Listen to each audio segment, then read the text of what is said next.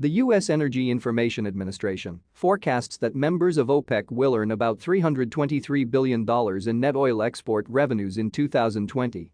If realized, this forecast revenue would be the lowest in 18 years. Lower crude oil prices and lower export volumes drive this expected decrease in export revenues. Crude oil prices have fallen as a result of lower global demand for petroleum products because of responses to COVID-19.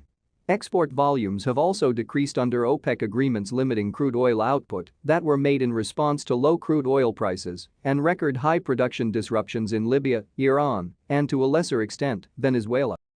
OPEC earned an estimated $595 billion in net oil export revenues in 2019, less than half of the estimated record high of $1.2 trillion, which was earned in 2012.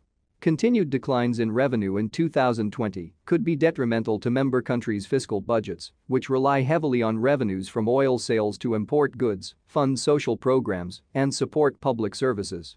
EIA expects a decline in net oil export revenue for OPEC in 2020 because of continued voluntary curtailments and low crude oil prices.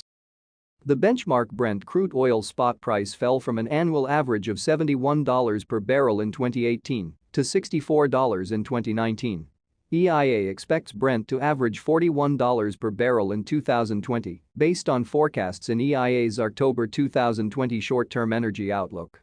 OPEC petroleum production averaged 36.6 million barrels per day in 2018 and fell to 34.5 million in 2019. EIA expects OPEC production to decline a further 3.9 million barrels per day to average 30.7 million in 2020. EIA based its OPEC revenues estimate on forecast petroleum liquids production including crude oil, condensate, and natural gas plant liquids and forecast values of OPEC petroleum consumption and crude oil prices.